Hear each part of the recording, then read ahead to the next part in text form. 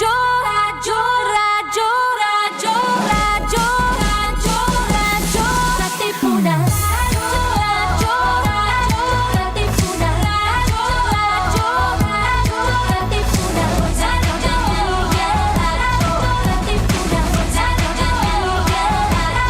Katipunan. Radyo, Radyo, Katipunan. Coming up next, Cura, conversations on care, health, and healing on Radyo Katipunan 87.9 FM. Radyo, Radyo, Radyo, Radyo, Radyo, Radyo, Radyo, Katipunan. Radyo, Katipunan. Radyo, Katipunan. Radyo, Radyo, Radyo, Katipunan. Radyo, Radyo, Radyo, Katipunan. Voice of the Blue Eagle, kami di mapipigil sa pagbabalitang tumpak at tama. Buhay Atenista, sa loob sa labas ng eskwela, ating ibibida lahat ng buwela. Radyo, Radyo, Radyo, Katipunan. Radyo, Radyo, Radyo, Katipunan. Radyo, Radyo, Katipunan.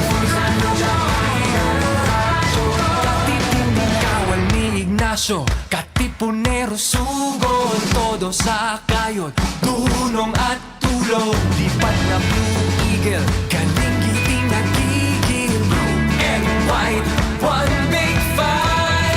Radyo, Radyo, Radyo, Katipunan. Radyo, Radyo, Radyo, Katipunan. Radyo, Katipunan. Radyo, Katipunan. Radyo, Radyo, Radyo, Katipunan. Radyo, Katipunan. Health isn't just about medicine, It's about care community, and conversation. That's why Radyo Katipunan brings you Cura, your campus medical show. From everyday wellness tips to expert advice on the health issues that matter most to you. Cura is here to listen, guide, and care The Ateneo way. Join us as we talk about healing Hope and health right here on Radyo Katipunan 87.9 FM. Cura, your campus health companion where care meets conversation.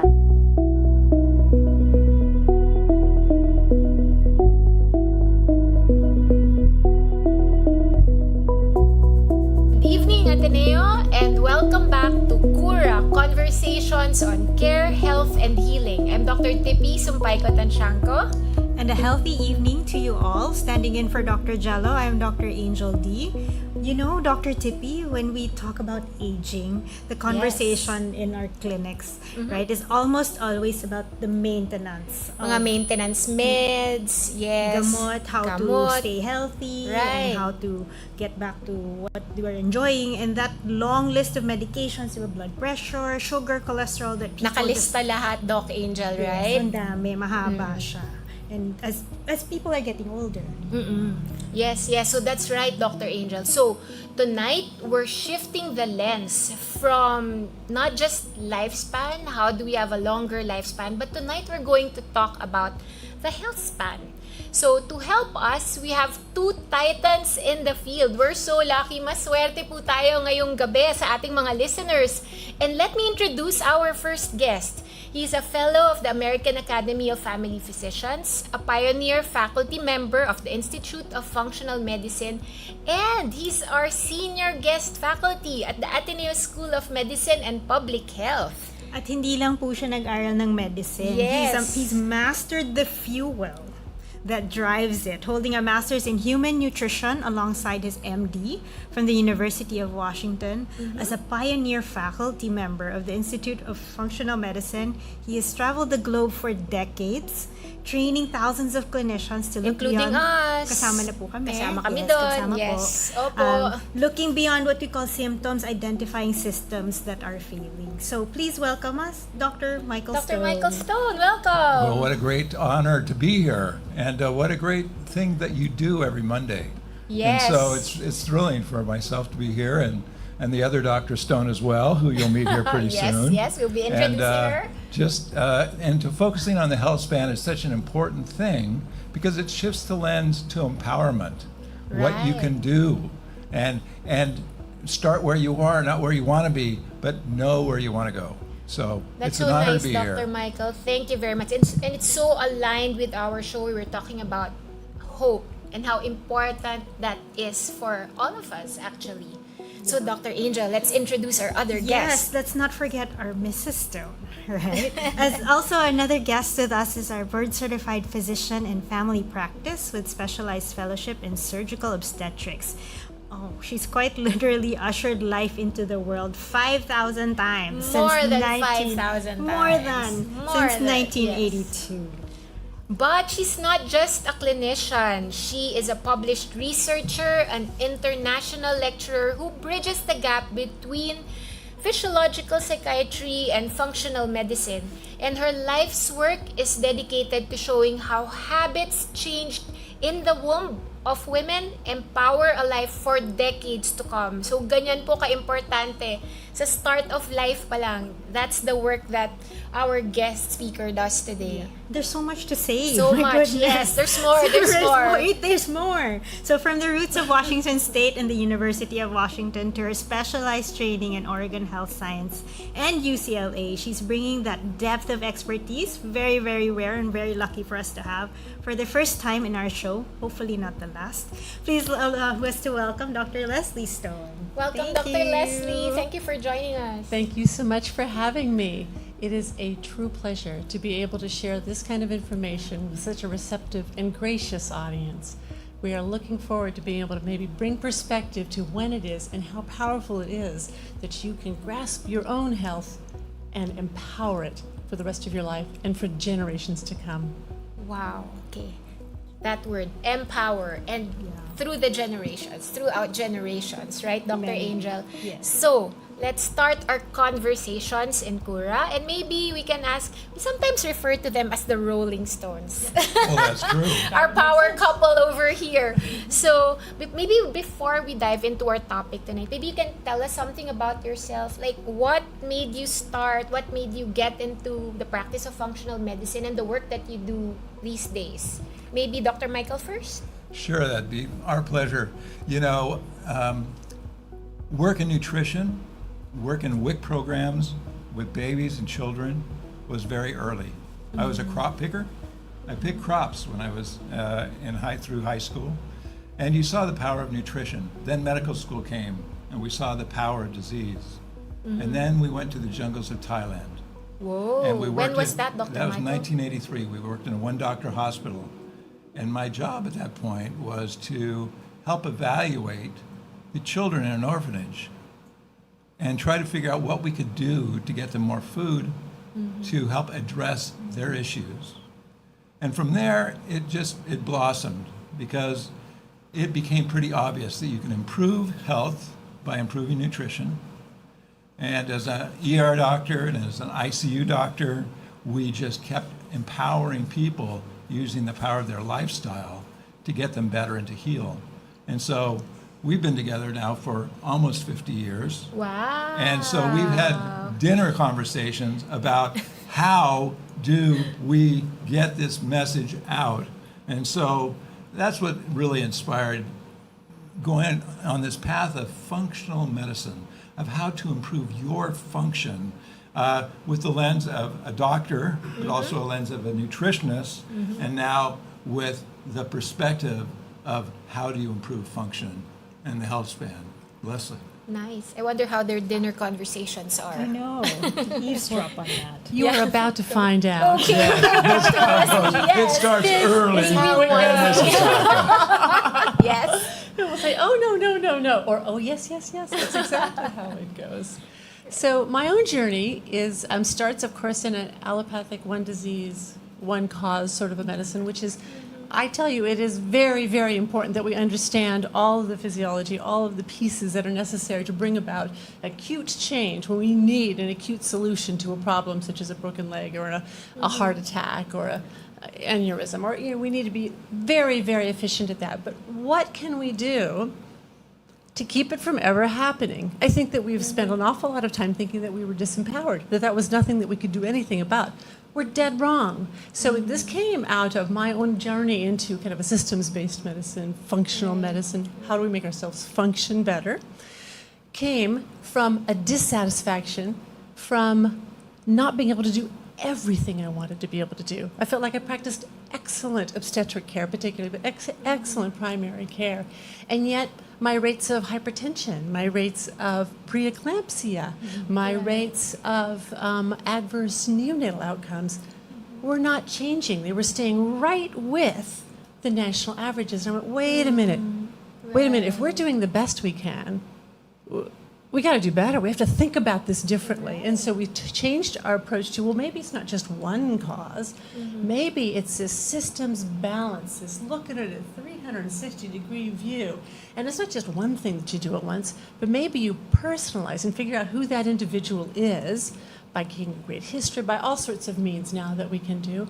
And we came up with a solution for them. And it might be multiple solutions. Some of them they can do, some of them they can't, but you put them all together, and all of a sudden we have restored function.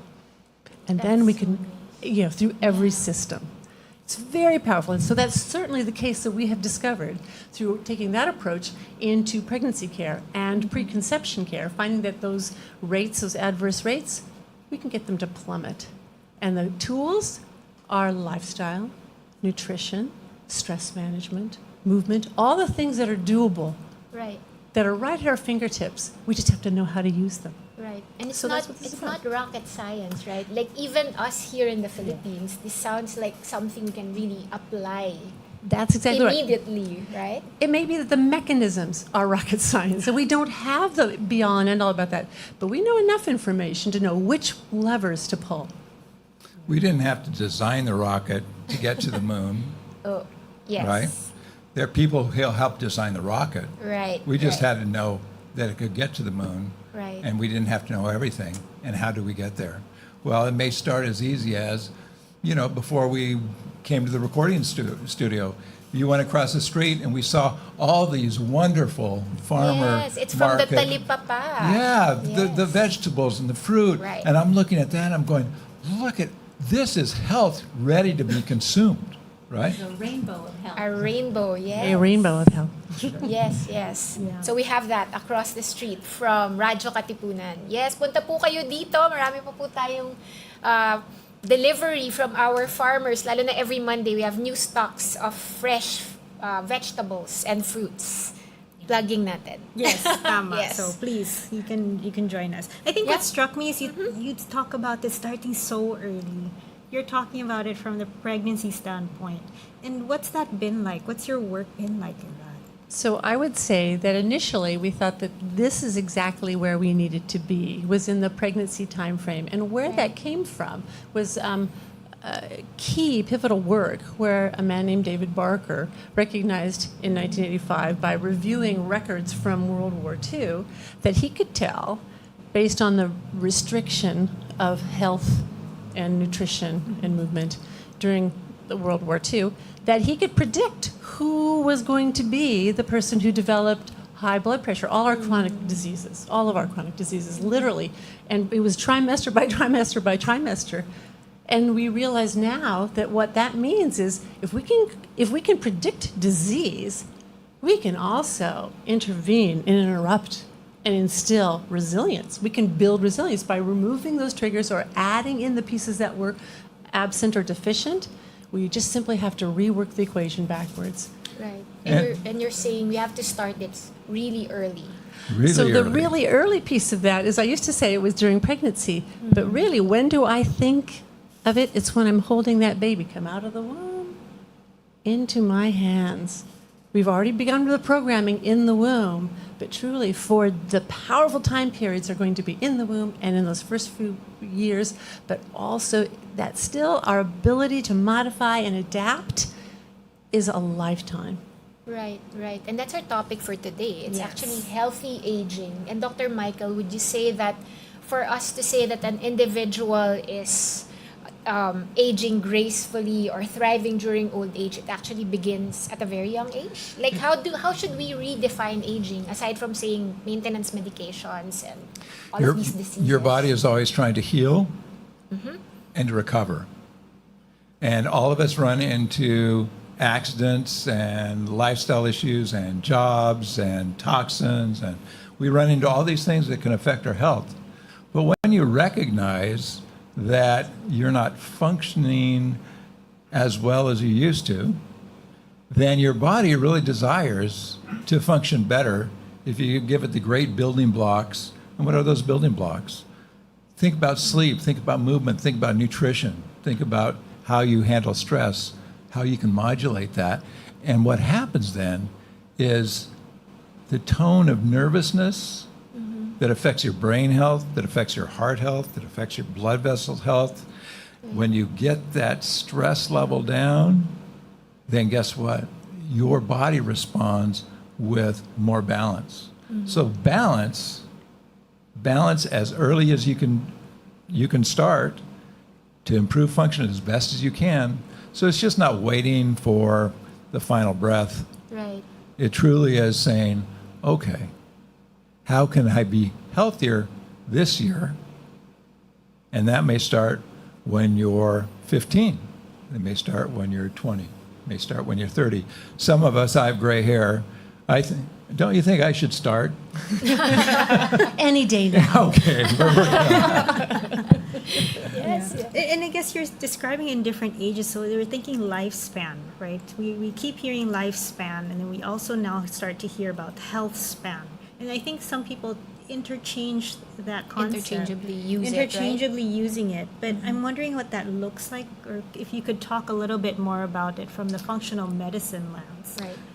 So, and jump in any time, Leslie, but really, we think about aging. We think about aging all the time as biding your time. But think about health as function. So you can do health assessment on yourself even. How is my balance? How is my strength? How is my sleep quality? How am I thinking? How are my emotions? How's my behavior? And through a functional model, we know that all those things can be improved with addressing some of the tilting points or trigger points that caused you to lose function. So that may have been an accident, okay? It may have been a need for surgery. It may have been a job that was very difficult and you couldn't exercise or eat right or eat healthily for you. Well, once you identify that you'd like to be healthier and not sit there and count diseases, count the pills in a pill bottle or in a pill carton or in a pill box, then you can approach improving your health a step at a time. So a health span is where maintaining as much function, joy, happiness, life as you can until your last breath. And so we often look at the blue zones as places that we can start to see what did they do right.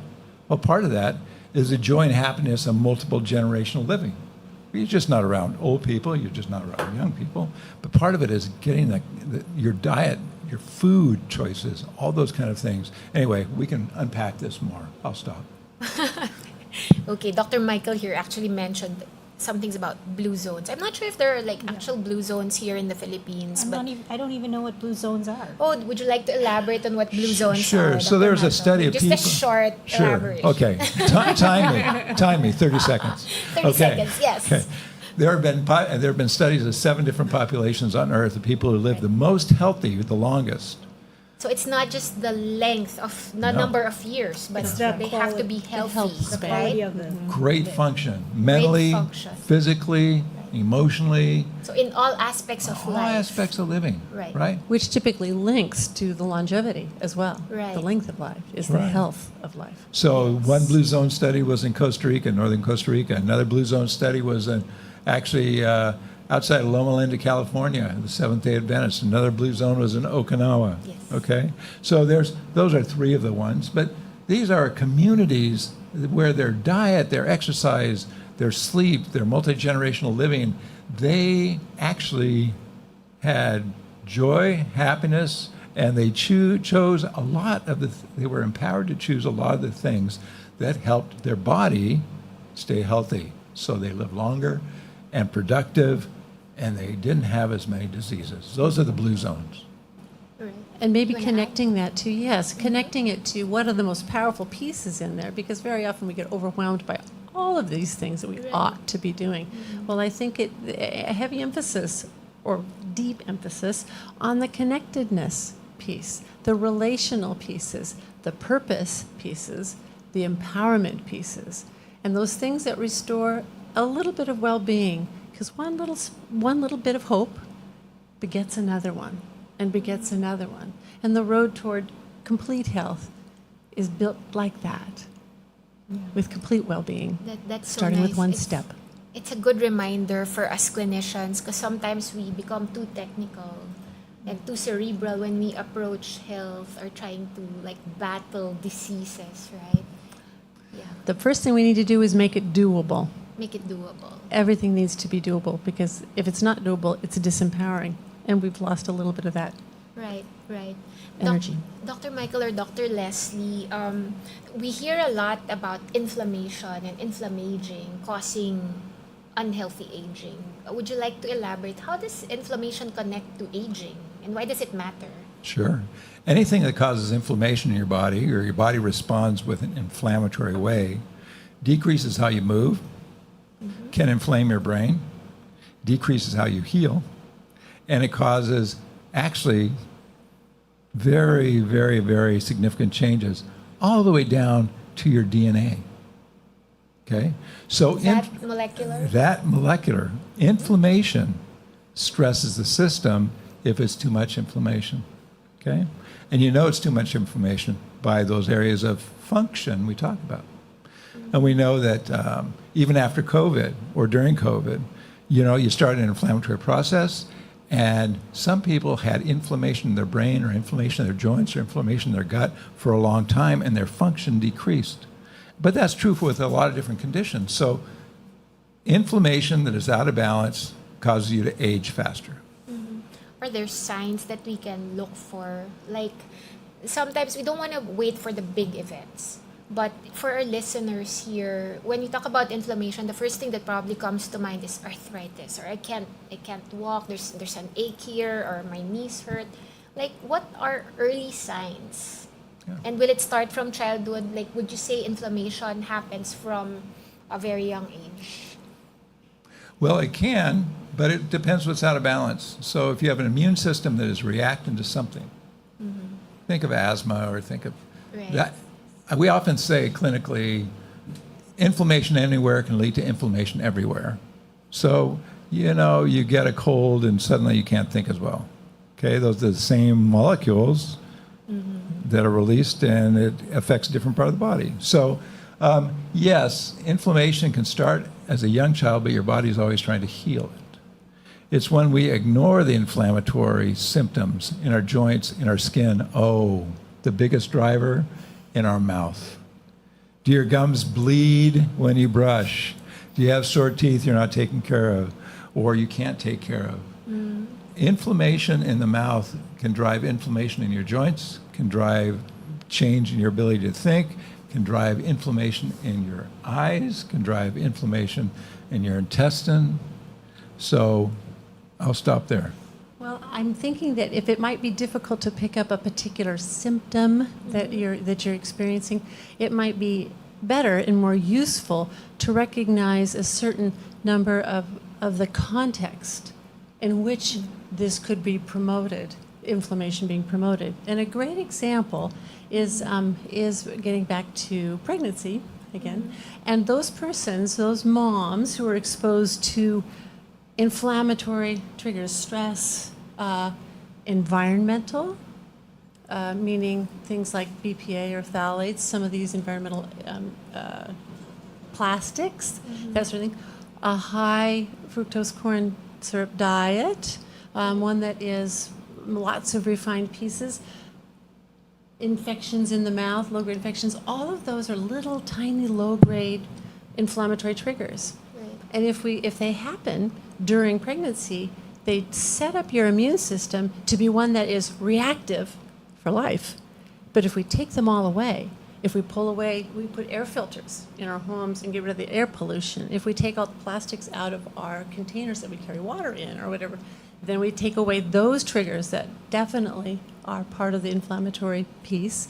And all of a sudden, we now have developed this beautiful, tolerogenic immune system that says, sure, I can engage life for the rest of my life in this beautiful way.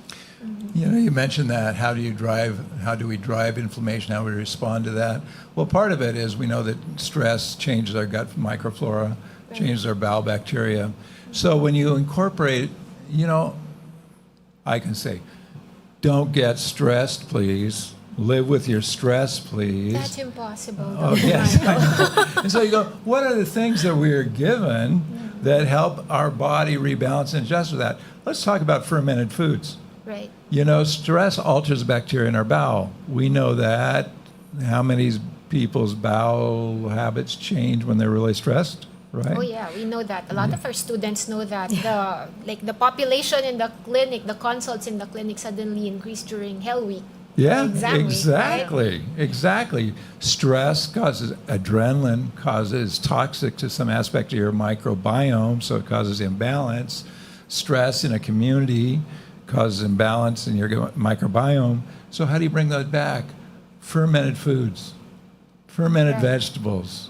You know, incorporating those in diet helps repopulate and rebalance the inflammatory drivers, those same inflammatory drivers that can change how well you can think in a stressful situation very rapidly. So there are so many things in this rainbow of diet and the fermented foods and getting out in whatever nature you can of movement, rhythmic movement that helps change, helps our body respond to the stresses. And very quickly. Yes. You remember that one great article that showed that depending on what kind of fats, healthy fats, non-healthy fats, and they looked at how quickly your DNA responded with transcription, with sending a message out to your body. And that was about 6 hours. 6 hours. In 6 hours. Yes, you can start make it. communicating anti-inflammatory or inflammatory messages to your body. 6 hours. 6 hours, and you kind of know that sometimes, depending on if you binged on your favorite Netflix. yeah, right. So you know, and that study was interesting because they took a fast food breakfast, osterized it up in a mixer. They took the same amount of protein, the same amount of fat, but different fats, essential fats, and carbohydrates, same calories in each, but different content of the antioxidants, of that kind of thing. And They had saw the difference. and that was a study within 6 hours. And so that was, now I wouldn't want to be in that study, blending up a fast food breakfast Burger. with coffee, McMuffin, orange Wonder juice. how that tastes. Yeah, potatoes, and then drink that compared to maybe something like a really good smoothie with the same amount of thing. So anyway, the science is there. The power is in micro choices. Right. And there, we're off to the races. We're off to the health span versus the lifespan.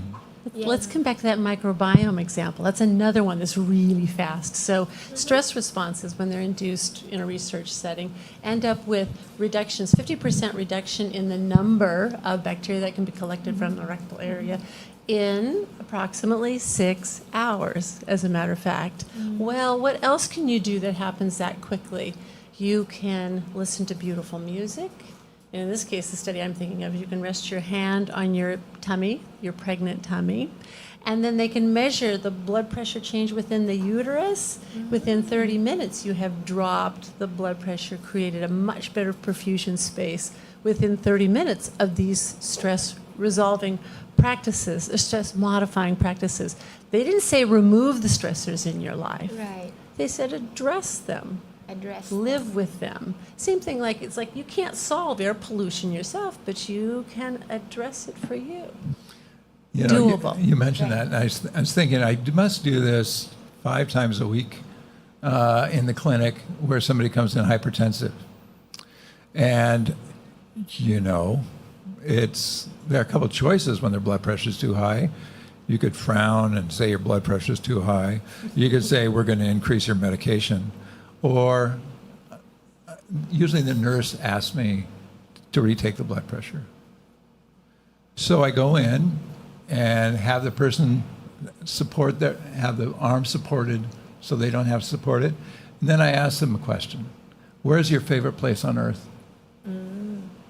Close your eyes, and do you see that, hear that favorite place? Now, what I'd like you to do is imagine yourself 10 steps away from that place. And I'd like you to breathe in through your nose, 4 seconds, hold your breath for 4 seconds, breathe out through your mouth, 4 seconds. And each round of breathing, I'd like you to take 1 step closer to that place. And after 10 cycles of that, I said, I'm going to retake your blood pressure.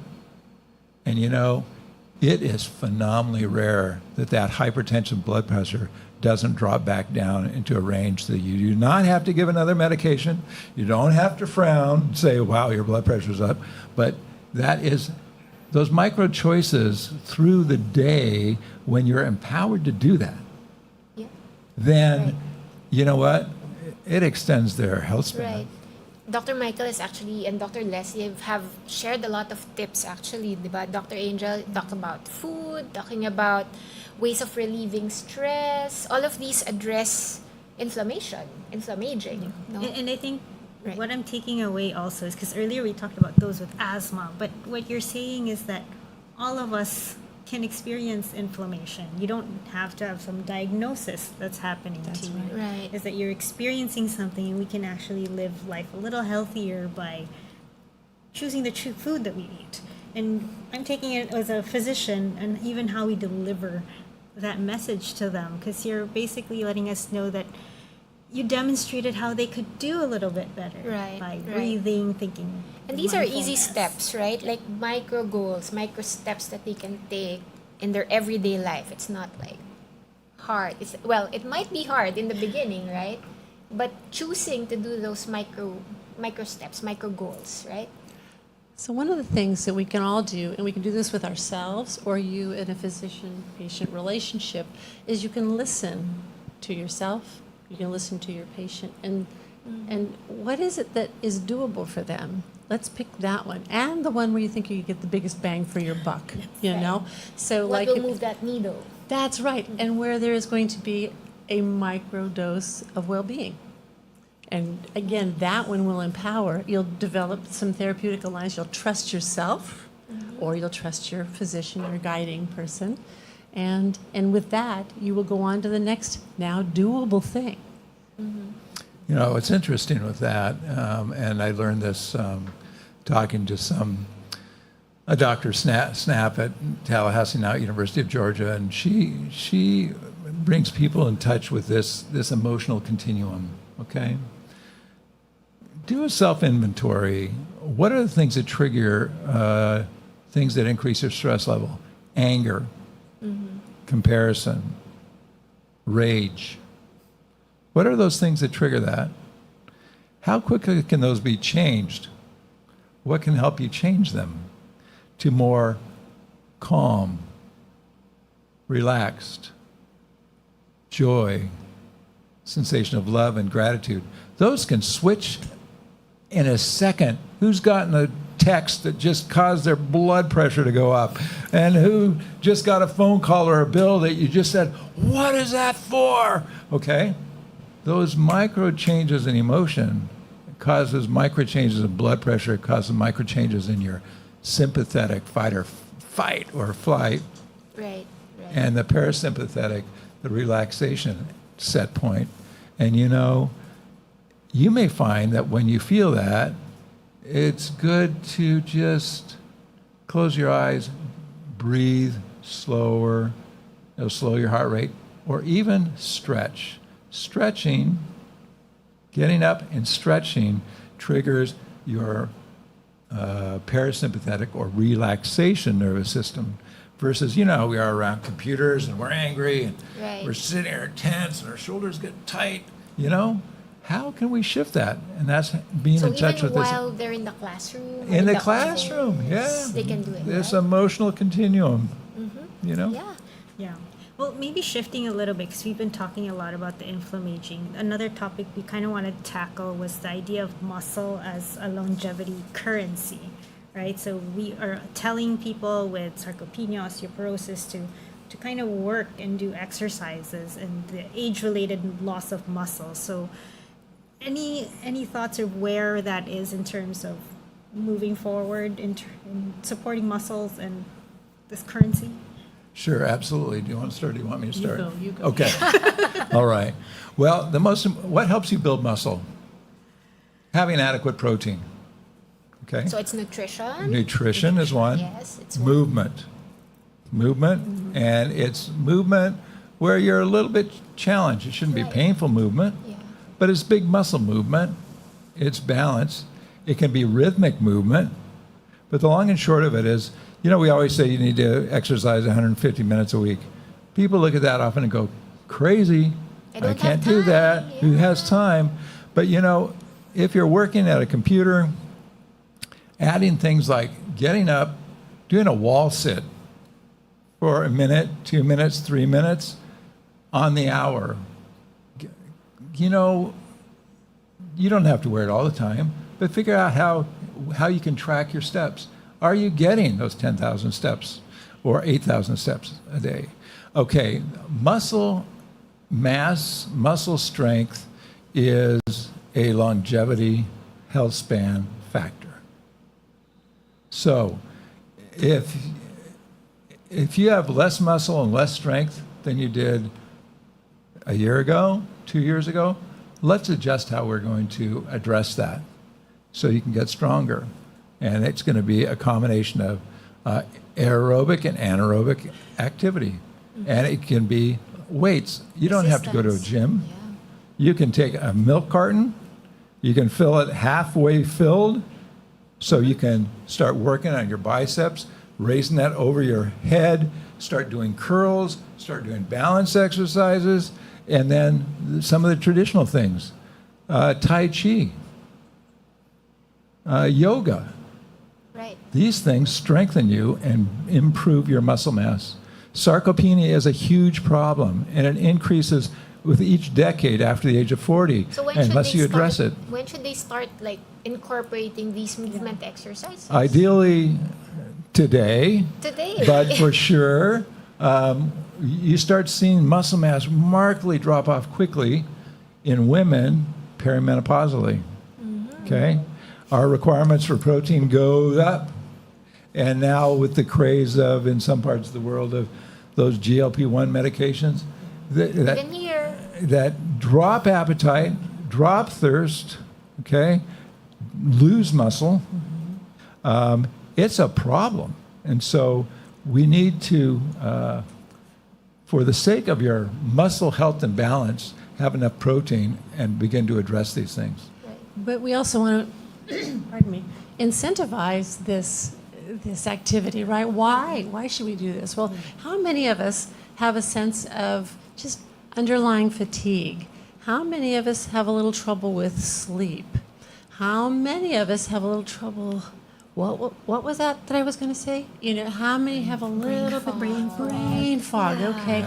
So what is the reward to this? It's huge. If we exercise, we are building, we are growing more of those little power packs in each of ourselves, those things that create energy, those mitochondria, those magic, adaptive responding to the exercise, and building in us resilience, strength, improved metabolism, so that we've got a very big physical muscles, and they demand more energy per weight. And all of a sudden you lose weight instead of gaining weight, instead of having no stamina, even be able to sit at a chair without falling asleep. You are now empowered. You've got strength. You've got resilience. You've conquered this fatigue. It builds up. with movement, with exercise. You've got great reasons for doing this. Yes, I can totally relate because I go to the gym now. But that's a different story. We can, jump into our next segment, Dr. Tippy. So we covered a lot of information already today. So we're going to pivot to our favorite section of the Cura, which is the segment on fact or myth. And we're going to do fact or yay. myth on healthy aging. Are you ready? Do we have music that goes along with this? Sorry, we don't. That's Okay, nice. there we go. Okay, go, Dr. Angel. So I'll start it off. So let's start with a heavy one, slightly. We hear this all the time. So parents had dementia or heart disease. So it's only a matter of time before it happens to me. So my fate is written in my DNA. It's about. Fact or myth? It is a myth. Myth. You want a Why? 30-second? Why? Time me. Okay. What happens is, what do you wash over those genes? Do you wash over those genes things that turn on health or set you up for disease? And those things are things we talked about. So people can have the genes of dementia, the same genes that their parents had who are demented, but you know what? You wash over those things, the different healthy factors, and guess what? You ain't getting dementia. And we know what those factors are. Yeah. One of them is exercise. Good fats. Good fats, yeah. Antioxidants, specifically. Rainbow diet. fruits and vegetables. Even if we don't know exactly what your predisposition is. And there are some powerful, scary gene variants that do make us freak out. Well, the other way to look at that is that you're also just as likely to be healthy without it.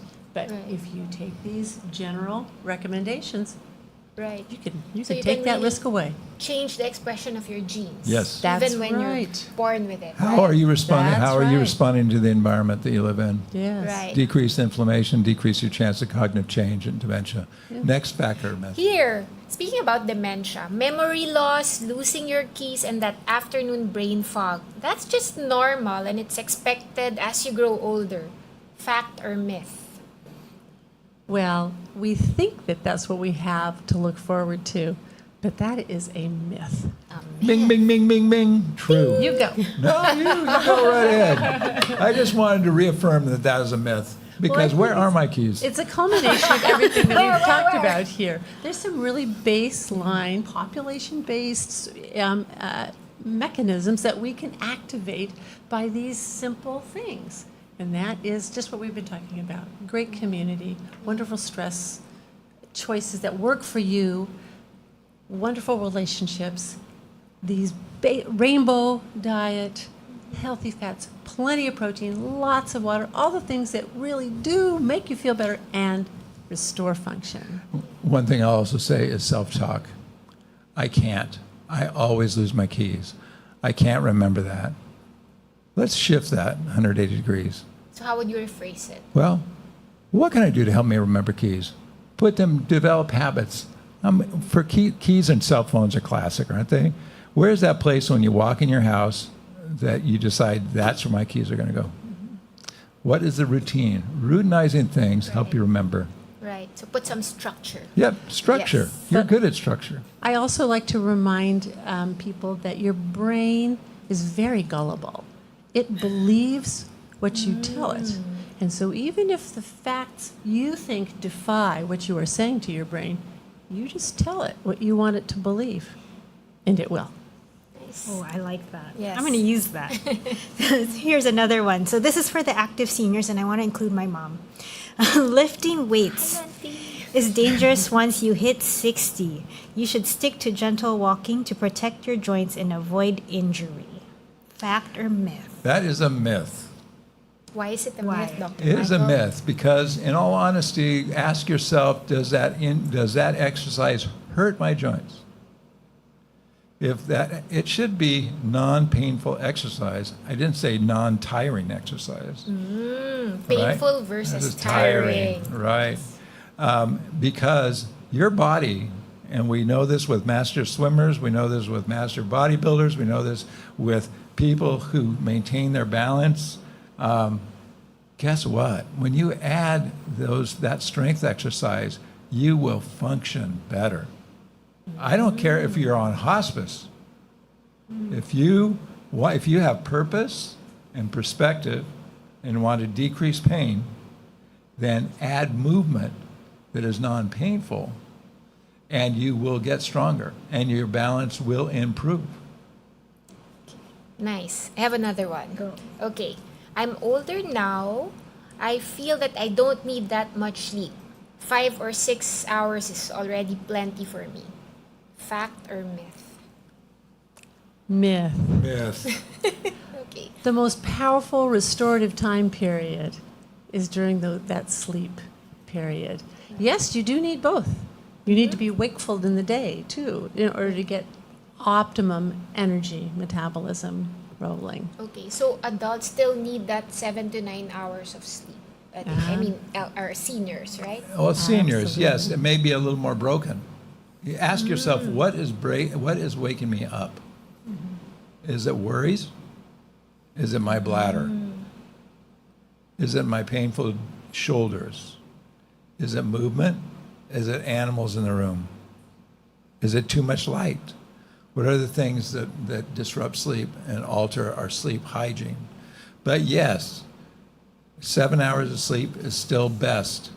9 hours of sleep actually isn't as good as 7 hours of sleep, unless it is had in a situation that you need restoration along those lines. And there is some gender distinction with this Yes. as well.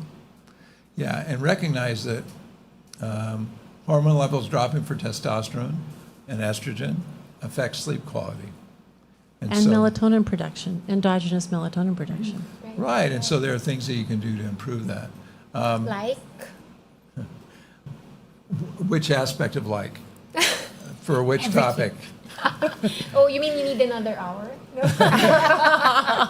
You know, I will say, and we talk a lot about this nutrition information, and part of our joy is that one of our oldest daughter is a clinical nutritionist, so we've been able to work with her for 15 years, and we've learned as much from her. Actually, we've learned a lot from her about languaging things. But she also had this great thing. She would say, "Papa, this is a yes/no question." So it limits how long the answers are. Comply with that yes, I do no most question? of the time. Or she, okay, you're shaking your head. No. Oh, come on. So what was your yes/no question? No, nothing. That's okay. Let's go to the next Let's go to one. the next Yes, question yes, because yes, I want to let's hear go. the answer to Okay, this question yes, as yes. it relates. Your metabolism naturally breaks or slows down significantly once you hit 40. So weight gain is just inevitable. This is the same issue of aging in general. The idea that there is accumulation of living in our environment that does accumulated stress over time. But there are specific, doable interventions, if we want to call them, or lifestyle adaptations that can mitigate that, can get rid of it for you. And they come back to these things that we're talking about here. That those will build your energy base. They'll rebuild your energy base. You can protect against the oxidative stresses that you are experiencing. Yes. Yes, it's a myth. But you have to ask why. Do yourself a favor and ask yourself, why am I gaining weight? Why am I losing energy? And it may require you check your thyroid levels, you check toxicity levels, you check things around. What are the things? Why you check your eating pattern? You look at your caloric density. You try different things like maybe I should do some timed eating and see if meaning that you don't eat at least 14 hours in the daytime. So you have timed eating. You add intermittent fasting to reset your metabolic clock and reset the habits that lead to calorie accumulation, fat accumulation. Couple that with movement, the muscle strength we were talking about, and these different habits. And you know what? It is not inevitable that you gain weight. That's right. A lot of us do, but recognize the power of chronic stress on changing your cortisol level and causing you to hold on to more fat. So stress, movement, food choice, exercise, sleep, wow, we've been covering those same things each answer. They have the most Right. powerful data behind them as well. Yeah. Right. So, Right. yeah. Yeah. So, and go to root cause. And go to root cause. which That's is the right. functional lens that we look through. Right. Right. I have one last factor myth question. Anti-aging is primarily about finding one miracle supplement, whether it's resveratrol, one antioxidant, or a magic vitamin pill to fix my health. Fact or myth? Myth. Myth. Okay. Thank you for agreeing. Well, it's true. We often said, looking through, we've all experienced, is there enough room on your plate for food when you look at all the supplements some people take, right? Yeah, and there's like a lot, there right? are a lot. 30 And so, pills and there. so let's go back to this. Can you, it's a classic thing, a medium apple picked at 2 in the afternoon, okay? It has 60 milligrams of vitamin C. And it has to be at 2 o'clock. That's when the In the sun, afternoon. that's when the apple is made the antioxidants from the sun, the vitamin C. It's protecting itself. It's protecting yourself from the sun radiation. But when you take that apple and you check its antioxidant vitamin C content, even though it has 60 milligrams of vitamin C, it has 1,000 milligrams of antioxidant. It's because of all the other molecules that are related to that stress reaction to radiation. The food that we eat and how it's grown, you couldn't put those 5,000 different phytonutrients in a pill and get it down. Locked in those colors. Yeah, like those colors. So, that whole food. is whole food. I mean, you juice it, and And think of chewing it too. chewing it. I can bite that burger in one bite. Don't do no, that. don't do that. When you chew the food and you eat whole foods or you juice whole foods, you are just actually giving health to your cells as long as you don't have an allergic reaction to them. But then you have to figure out what you're reacting to. But by and large, you eat the rainbow, you have healthier elimination, healthier joints, healthier brain, healthier body. I will say it's a little bit of a funny story to me in that I've had people complain about, I have to eat all the time when you eat whole foods. Oh darn, I have to eat all the time. But the bottom line is to get in all of these wonderful nutrients and to get that lovely satisfaction that comes from it. You get to eat. You get to eat rather than, no, I can't. You get to go do that and consume it because that's what's going to be healthy. Utilize those soups. Utilize those soup. You can incorporate so many vegetables in soups. Right. Yeah, especially for young kids. And, You can't stuff in a lot. and of spices, a quarter to a half teaspoon cumulative through the day of extra spice actually helps control your markers of heart disease. So, wow, just think of all the things that are at your fingertips. Live large. Live large. Yes. Lots of flavor. Yeah, what's your Lots of what's your purpose? Right. Yeah. So, Dr. Michael and Dr. Leslie, this hour has been like a masterclass. It's an absolute masterclass. And you've given us a roadmap that moves us from the maintenance of disease to the cultivation of vitality. But before we let both of you go, maybe you can give us like one final takeaway, a clinical pearl that you like our listeners to bring home for maybe something they can start tomorrow. Can we start with... Oh, goodness. Just one. I think it's hard because I'm just asking you for one thing. Okay. Well, Go, I think Dr. that the Leslie. first one, the one that comes immediately to mind, is be kind to yourself. Be kind. Be kind. That says it all, right? It does. We say the 4 words often. Have hope, have faith, project and offer love, and then ask for forgiveness. Because all of us are in a situation, if we've lived long enough, we may have done some things or made some habits that we're not proud of. However, forgiveness of self, gratitude, hope, faith, love. Guess what? You make different movement choices and food choices, and companion choices and life choices when you incorporate all those things. It's been a joy. Thank you. That's so beautiful. So beautiful and so powerful. And I think for those who's listening, this is why we're so excited that you're actually here. You're here for our event to really talk about the cellular secrets of the mitochondria and of how that affects aging, right, Dr. Tippy? Right. But it was really, we're so grateful that you joined us here for Cura. We actually are reaching a bigger audience here, right, Dr. Angel? And thank you, Dr. Angel, for agreeing to host this I know. episode. I might change careers now. Just kidding. I think so. You're great. You're great with the mic. Hi to Dr. Jello. Yeah. So maybe to close, we'd like you to, thank you for those of you who attended our conference last week. So that was a great conference, and that's why we have Dr. Michael and Dr. Leslie here with us. Again, thank you very much for joining us in Cura for this episode. Yeah, and Dr. Angel? Yeah. So really grateful that you're here. Thank you. Thank you so much. So I'm Dr. Angel. And I'm Dr. Tippy Sumpayco Tanchanco. And from Cura, Ateneo, stay healthy, stay resilient, keep learning, and keep flourishing.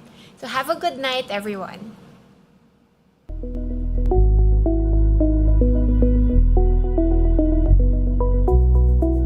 Health isn't just about medicine, It's about care community, and conversation. That's why Radyo Katipunan brings you Cura, your campus medical show. From everyday wellness tips to expert advice on the health issues that matter most to you. Cura is here to listen, guide, and care The Ateneo way. Join us as we talk about healing Hope and health right here on Radyo Radyo Katipunan Katipunan 87.9 FM. Cura, your campus health companion, where care